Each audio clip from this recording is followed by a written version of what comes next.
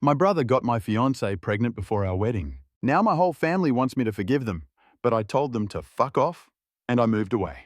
This is going to be a long story. And yeah, it's just as crazy as it sounds. I'll try to be as succinct as possible, but there's a lot to cover here. I honestly don't care if anyone believes this or not. It's so absurd that I just need to vent. Also, I'm not going to sugarcoat anything, but I will leave out any specifics that could identify me to anyone unfamiliar with the situation. I'm 32 years old, and until just a few months ago, I was engaged to my girlfriend of 5 years. Let's call her Sarah.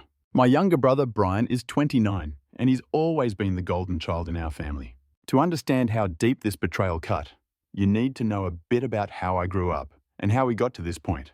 Growing up, Brian could do no wrong in our parents' eyes. Meanwhile, I was constantly punished and criticized for the smallest things. This wasn't your typical sibling rivalry or light favoritism. It was blatant, constant, brutal. Brian would break something. I'd get blamed. He'd start a fight. I'd get grounded. If we both got straight A's, he'd get a new gaming console, and I'd get a pat on the back and a reminder to keep it up. Our parents, David and Karen, always had an excuse. Brian's younger. He needs more attention. You're the older one. You should know better. Brian's more sensitive. We have to be careful with him. The relentless gaslighting and unfair standards made me feel invisible in my own home. As we got older, the favoritism only became more obvious. When I got into a decent college on a partial scholarship, my parents barely said a word. But when Brian decided to attend a community college, they threw him a party and bought him a car. They never mentioned the fact that I'd been biking 5 miles to my part-time job for years. I moved out as soon as I could. I worked 2 jobs through college and took out loans to survive. Brian dropped out after 1 semester, claiming college wasn't for him. And our parents? They praised him, said he was brave for going against the grain and knowing himself. They even bankrolled his string of failed business ideas over the next few years. No matter how far I tried to get from my toxic family, they always found ways to pull me back in. Holiday dinners were the worst, full of subtle digs and toxic comparisons. Oh, still at that entry-level job? Brian's thinking of starting another business. He's very entrepreneurial. Never mind that I was steadily building a real career, while Brian was draining their retirement accounts. Still, I tried to keep some kind of relationship with Brian. He was my brother after all, but it was always one-sided. I'd reach out and he'd ghost me, or he'd twist the conversation into some weird competition. If I got a promotion, suddenly he had a huge opportunity. If I started dating someone, he'd immediately be in a serious relationship. I actually met Sarah while trying to reconnect with Brian. She was a friend of one of his very short-lived girlfriends, and we hit it off immediately. Sarah was everything I ever wanted. Smart, funny, kind, and absolutely beautiful. For the first time in my life, I felt genuinely valued. Seen. Of course, my parents weren't thrilled. They'd make passive-aggressive comments like, "She's way out of your league. What does she see in you anyway?" Brian, on the other hand, suddenly became very interested in my life. He kept asking about Sarah, wanted to know all about her. At the time, I was just relieved that he finally seemed to care about something in my life. Looking back, that should have been the first red flag. Sarah and I moved in together after about a year. It was great. We had stable jobs, traveled, and started planning our future. I proposed to her on our 4th anniversary. It was nothing extravagant, just a quiet dinner at home and a heartfelt speech. She said yes. I was over the moon. We weren't in a rush. We wanted a long engagement so we could save up for the wedding and maybe even a down payment on a house. When we told my family, their reactions were mixed. My mum forced a fake smile and said, "Oh, how nice," like someone had told her I adopted a stray dog. My dad grunted and muttered, "Good luck with that," then went back to watching TV. Brian, though, he smiled. But there was something off about it. Predatory almost. I ignored it. Thought I was just being paranoid. The next year was a blur of wedding planning and job stress. Sarah and I were both working long hours to build our savings. We didn't see each other as much, but I figured it was just a rough patch. Every couple has them, right? In hindsight, the signs were all there. She was distant, always on her phone, giggling at texts from business friends. She started going out more, late nights, reeking of wine and cologne. But I trusted her, completely. I never imagined she'd cheat on me, let alone with my brother. Then about 4 months ago, everything changed. Sarah became moody, nauseous all the time. I thought maybe she was pregnant. We hadn't been trying, but we'd talked about kids someday. I got excited, started thinking about nursery colours and baby names. Then one night, she sat me down. She was crying, shaking, and then she dropped the bomb. She was pregnant, but it wasn't mine.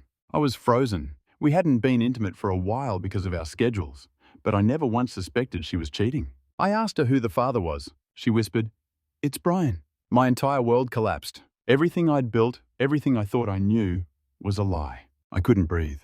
I couldn't speak. Sarah kept talking, between sobs, trying to explain. It started at our engagement party. Brian told her she was making a mistake marrying me. He preyed on her insecurities, said he could give her a better life, that he could give her things I couldn't. It wasn't a one-time thing. They'd been sleeping together for months. I threw her out that night. I couldn't look at her. Couldn't be in the same room with the woman who wore my ring while screwing my brother. She begged me to forgive her, said it was a mistake, said she loved me. But all I could see were the lies. All I could think about were the nights she came home to me, after being with him. After Sarah left, I called Brian. I can't even remember what I said. It was all a blur of rage and heartbreak. Brian tried to brush it off at first, calling it a drunken mistake that didn't mean anything. But when I pressed him, really pressed him, he snapped. "Well," he said, "maybe if you'd been a better fiancé, she wouldn't have come to me." I saw red. I jumped into my car and drove straight to his apartment, determined to confront him. I don't even know what I planned to do. All I knew was that I needed to make him regret what he said. But when I got there, our parents were already there. Turns out, Brian had called them first, told them his version, that Sarah had seduced him and that he felt so guilty. And you know what? They believed him. Of course they did. They always do. My mum immediately launched into a lecture about family and forgiveness. My dad just stood there, arms crossed, disappointed in me. Not in Brian. Never in Brian. I tried to tell them what really happened, but they refused to listen. They told me I needed to forgive Brian and support Sarah through her pregnancy. Because, and I quote, "family comes first." That was it. I lost it. Years of resentment, of feeling second best, of swallowing their favoritism. It all came pouring out. I told them exactly how I felt, how twisted their loyalty was, how they'd always chosen Brian, how they'd never once stood up for me. I turned to Brian and told him he was dead to me. And I told my parents they could finally have the son they always wanted, because they didn't have me anymore. I stormed out, ignoring their cries and desperate pleas. I drove for hours, no destination. I just needed to get away from everything. When I finally got home, there were dozens of missed calls and texts. Sarah begged for another chance. Brian flip-flopped between apologies and blame, but the worst, the most, came from my parents. They demanded I grow up, that I do the right thing, that I make peace. I ignored them all. I stopped eating, barely slept. I called in sick and burned through all my vacation days. I couldn't face the world. I couldn't explain this to anyone. I just sat, in silence, replaying every moment with Sarah, every interaction with Brian, trying to figure out where I went wrong. It's been 3 months now. I've moved to a new apartment, changed my number, started therapy. But my family won't stop. Despite my efforts to go no contact, they keep showing up. They've ambushed me at work, literally waited in the parking lot. My mum wails about how I'm tearing the family apart. My dad leaves angry voicemails telling me to man up and forgive Brian. Brian himself has tried to confront me more than once, but I've managed to avoid him. They've even started sending extended family, people I haven't spoken to in years, to guilt trip me. Aunts, uncles, cousins, all suddenly popping up to say the same things. Family is important. Let it go. Forgive and move on. It's like they live in a different reality. One where Brian and Sarah just made a small mistake, not a catastrophic betrayal. Yesterday, I got a letter from Sarah. She's keeping the baby. She and Brian are going to co-parent. And guess what? My parents are thrilled. They're over the moon to become grandparents, totally forgetting the way this happened. The letter was full of apologies and explanations. How she and Brian found real love through this terrible situation. She even had the nerve to say she hopes we can all be friends someday, for the child's sake. I'm at my breaking point. Part of me wants to vanish, move to another state, change my name, and build a new life where none of this ever happened. But another part of me wants to stay, to fight, to make sure they understand just how sick this whole situation is. Right now, I feel like I'm drowning. I can't be alone with my thoughts. Dating? Not even on my radar. I don't know if I'll ever trust someone again. I've lost friends over this. People who think I should just be the bigger person and fix things, as if I'm the one who broke everything. The idea of Sarah and Brian raising a kid together, a child that could have been mine, it's like being stabbed in the gut over and over again. I know, logically, the baby is innocent, but emotionally, I can't feel good about it. And now my parents are talking about how I should be involved, how I'll be the child's uncle. The thought makes me sick. How am I supposed to look at that child and not see the living symbol of betrayal? So Reddit, am I the asshole for refusing to forgive my brother and my ex-fiancé? Am I wrong for wanting to cut ties with my entire family? Any advice would be appreciated, because right now, I feel like I'm screaming into a void, and no one sees how messed up this really is. If you've read this far, thank you. Writing this out has been weirdly cathartic. Holy hell, this blew up overnight. Thank you all for the advice and support. I'm honestly overwhelmed and so grateful. Let me answer a few common questions. Yes, I've spoken to a lawyer about getting a restraining order. It's in the works. No, I don't plan on having any contact with the baby. It's not the kid's fault, but I can't go down that road and keep my sanity. HR at my job is aware of the situation and fully supportive. There's security at the front desk now, and they've offered me more remote work flexibility. I'm absolutely considering relocating to another state. My company has offices elsewhere, so a transfer might be possible. I'm weighing my options. Several people suggested a DNA test, but Sarah admitted the affair, and the timing lines up. I don't need more proof. Even if the child were mine, I honestly don't think I could raise it. I've been stunned by how many of you have gone through similar betrayals. It's heartbreaking, but oddly comforting to know I'm not alone. Someone asked if I could sue Brian for alienation of affection. I checked. It's not recognized in my state, and honestly, I don't have the energy for a lawsuit right now. A few people have pointed out that Brian's behavior seems narcissistic. Yeah, I'm starting to see it too. I've started reading about narcissistic personality disorder, and honestly, a lot of it checks out. It doesn't excuse Brian's actions, but it helps me understand them, at least a little. 9. For those asking about Sarah's family, they were just as shocked and disgusted as you'd expect. They've completely cut her off, and they've reached out to offer their support to me. It's a small comfort, but it means a lot. 10. Someone asked if I'd ever want to have kids of my own someday. To be honest, this whole experience has made me question if I even want a family. But I'm trying not to make any big life decisions while I'm still processing everything. I'll keep you updated if anything major happens. Right now, my focus is just on healing and trying to move forward. Thank you again, Reddit. Your advice, your words of encouragement, you have no idea how much they've helped. Even if I can't respond to everyone, please know. I read every single comment, and they make me feel less alone. It's been about 2 weeks since my last post, and it's been an absolute roller coaster. First off, thank you. Truly. I never expected my story to blow up like that, and your messages have been both heartbreaking and weirdly reassuring. It's horrifying how common this kind of betrayal is. Anyway, a lot has happened. Remember how I mentioned working on a restraining order? Yeah, that turned into a whole mess. My lawyer filed the paperwork, and we had a court date set. I thought it would be straightforward, given the non-stop harassment and the mountain of evidence I had. But I underestimated them. My parents showed up at the hearing with their own lawyer. Some slick-talking suit who probably makes more per hour than I do in a week. They painted me as the crazy one, said I was tearing the family apart over a simple misunderstanding, like Brian had just tripped and fallen into my fiancé. Thankfully, the judge didn't buy it. She granted the restraining order against both Brian and my parents, but not before my mother burst into tears in court. And my dad looked at me like I'd just murdered someone. Brian? His expression could have killed me on the spot. As we were leaving, he tried to approach me. My lawyer stepped between us and reminded him, clearly, that there was now a court order. Brian just laughed. "This isn't over," he said. "You can't hide behind a piece of paper forever." I'd be lying if I said his words didn't get under my skin. But at least I have some legal protection now. Then there's my job. Remember how I said my family kept showing up at my office? Well, that finally came to a head. I was in a client meeting when my assistant pinged me. "Your mum's in the lobby. She's causing a scene."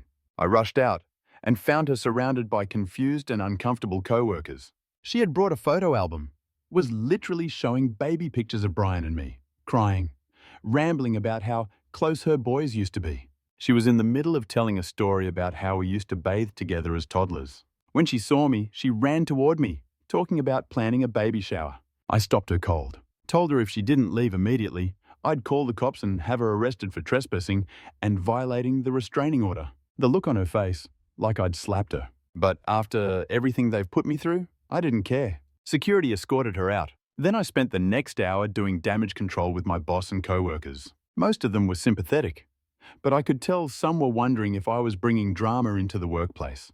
But the worst part, the fight with Brian. Last Saturday, I was at the gym, working out some frustration on the punching bag. I didn't even notice him until I heard his voice behind me. I turned, and there he was, smirking, like this was all some game. He started talking, loud enough for everyone around us to hear. I told him to leave or I'd call the police. He laughed, said he'd tell them I threatened him and Sarah. I lost it. I threw a punch, caught him right in the jaw.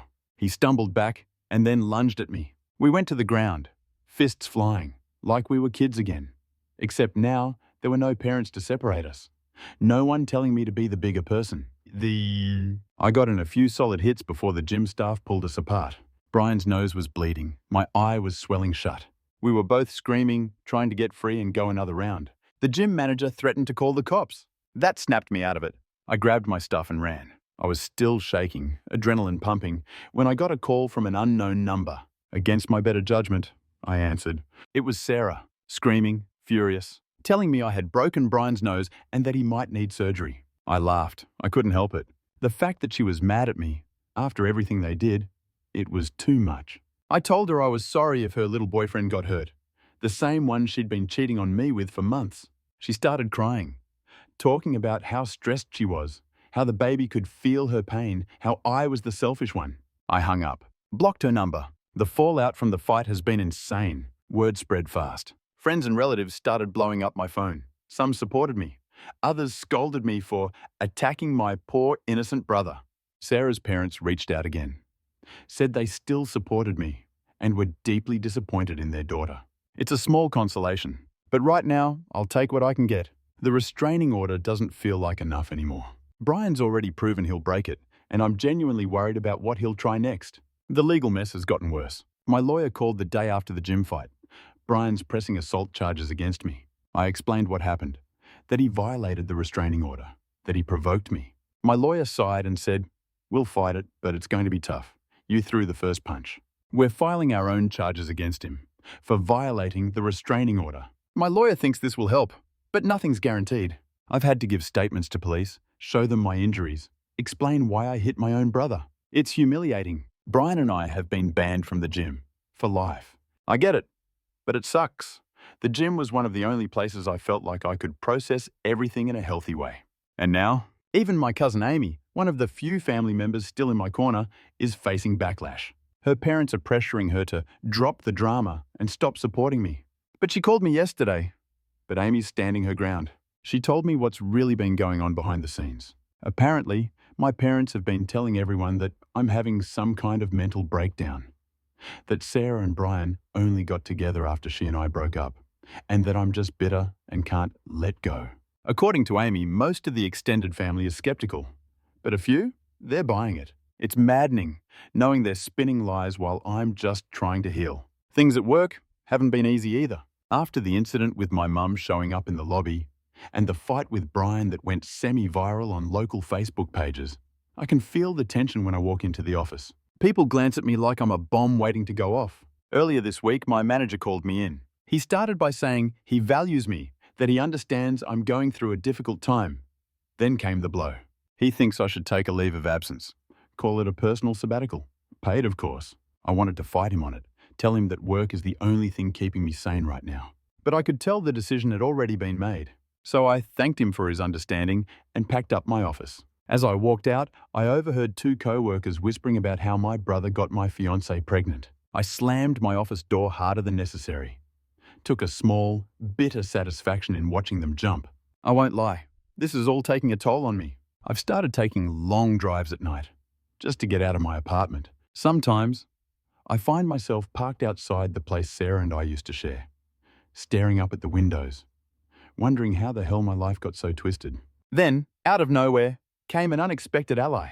Emma, Sarah's younger sister, reached out on social media. At first, I was suspicious. Was this another manipulation? Some trick? But Emma quickly made it clear. She was just as disgusted by Sarah and Brian as I was. She apologized for her sister's actions and offered her support. She's been keeping me informed on what's happening in their lives. Apparently, Sarah and Brian have moved in together, living like they didn't just blow up multiple people's lives to play house. Emma says Sarah's been painting herself as the victim, crying to anyone who will listen about how she never meant to hurt anyone, and how she and Brian are soulmates who found each other against all odds. It makes me want to puke, but I appreciate Emma's updates. Even if the truth hurts, information is still power. The social media fallout has been its own nightmare. I've always been a private person, but this mess dragged me into a spotlight I never asked for. Someone, probably one of Brian's buddies, posted about our gym fight on a local Facebook group. No names were mentioned, but the details were specific enough that anyone who knows us knew exactly who it was about. The comment section became a war zone. Some people defended me, said Brian got what he deserved. Others said I was unhinged, dangerous, needed to be locked up. One night, after too many beers, I made the mistake of reading through the comments.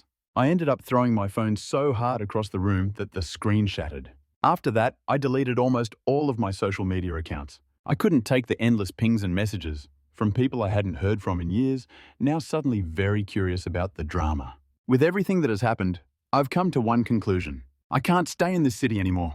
Too many ghosts, too many chances of running into Sarah, Brian, or, God forbid, my parents. I've started looking into internal transfers. And there's an opening in our Seattle office. Not my first choice. I've never liked endless rain. But right now, I'd move to the moon just to escape all this. I haven't made anything official yet. But the idea of a clean slate, a new city, a new apartment, a new life, where no one knows me as the guy whose brother slept with his fiancée, it's tempting. Since the restraining order was granted, my parents have been eerily silent. It's like they're regrouping, planning their next move. I'm just waiting for the other shoe to drop. Meanwhile, Sarah's been blasting her pregnancy all over social media. Emma tells me she's been posting ultrasound pics, baby bump selfies, gushing captions about how blessed she and Brian are, and how excited they are to start a family.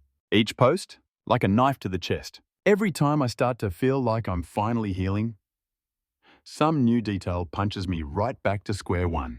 So that's where I'm at. 2 weeks ago, I didn't think things could get worse, but they did. I'm still angry, still hurt, but more than anything, I'm exhausted. I'm tired of explaining myself, tired of defending my sanity, tired of the gaslighting, tired of pretending that I'm okay. I don't even know what this post is anymore. A cry into the void, a desperate vent session, or maybe just one last update before I try to move on. Whatever it is, I'll say this. Reddit, you've helped me more than you know. You reminded me that good people still exist, that I'm not crazy, that I'm not alone. It's been about a week since my last update, and I think this will be my final post on this whole disaster. First, thank you. From the bottom of my heart. Your words, advice, and encouragement were a lifeline during the darkest days of my life. So here it is. I'm relocating. Yep, I finally pulled the trigger. I accepted the transfer to our Seattle office. It wasn't easy, but after everything that's happened, I knew I needed a fresh start. The decision came after a particularly rough day. I had just gotten back from another meeting with my lawyer, still dealing with Brian's assault charges, when I checked my mailbox. There was a letter inside. From Sarah. I almost threw it out, but curiosity got the best of me. Inside was an ultrasound photo and a handwritten note. It said how happy she and Brian were, how excited they were about their baby, and how she hoped I could find it in my heart to be happy for them, that the baby would be so blessed to have its uncle in its life. I saw red. Before I could stop myself, I unblocked her number and called. She picked up on the second ring, and I unleashed everything. I told her exactly what I thought about her, about Brian, about their beautiful little family. Told her she was delusional if she thought I'd ever want anything to do with that child. Told her that she, Brian, and the baby could all go straight to hell. Was it my proudest moment? No, but it was honest. And afterward, I finally felt something I hadn't felt in months. Closure. That same night, I called my supervisor. Told him I was ready for Seattle. He sounded relieved. I think my supervisor was worried about how all this drama might affect the company. He promised to expedite the transfer, and by the next morning, it was official. I had 2 weeks to pack up my life and move across the country. Word spread fast. My family and social circle found out almost immediately. My parents, unsurprisingly, were furious. They showed up at my place Again, violating the restraining order, trying to talk me out of it. My mum was crying, begging me not to abandon the family. My dad, he was yelling, calling me selfish, immature. I didn't engage, I didn't argue, I just picked up the phone and called the cops. As they were escorted out, my mother shouted, "You'll regret this! Family is everything, and you're throwing it away!" I quietly closed the door behind her and went back to packing. Brian reacted differently. He didn't reach out to me directly, probably because of the legal situation. But he did post a long, self-righteous message on social media, something about how some people can't stand to see others happy, and how he and Sarah were rising above the hate to focus on their beautiful new family. It was clearly aimed at me, a classic I'm the victim narrative. And yeah, I'll admit it stung a little. Seeing how many people liked the post, commented with support, validated his fantasy version of events. But then I reminded myself, they don't know the truth. They never lived in my shoes. Their opinions, they don't matter. The most surprising response, on, came from Sarah. After our explosive phone call, she reached out to Emma, her sister, the one who's been updating me. Apparently, my words hit harder than I thought. According to Emma, Sarah had a full-blown breakdown. She admitted that what she and Brian did was horrible, and that she's scared for the future. Amy, my cousin, God bless her, showed up to help me pack. She even filled me in on more family drama. Turns out, my Aunt Laura, my mum's sister, had a massive argument with my mother. She called her out, said she always favoured Brian, pushed me aside, and now was finally reaping the consequences. Hearing that? Yeah, it felt like validation. Like, for once, someone in the family saw things for what they truly were. My lawyer says the move won't impact our case at all. We're still pursuing charges against Brian for violating the restraining order, and we're fighting back against his assault accusations. He seems confident. Between Brian's repeated violations and my decision to move across the country, the judge will likely see that I'm not a threat, and that Brian is the one who refuses to let go. With any luck, those charges will get thrown out completely. I don't know if I'll post another update after this. Part of starting over means letting go of the past. This community has been a lifeline, more than you know. But I think it's time I close the book on this chapter. I need to focus on rebuilding my life, not rereading the wreckage. So, this is it. Wish me luck, Reddit. I'm heading to Seattle, a brand new city, a brand new start, and I fully intend to make the most of it. Thank you for everything.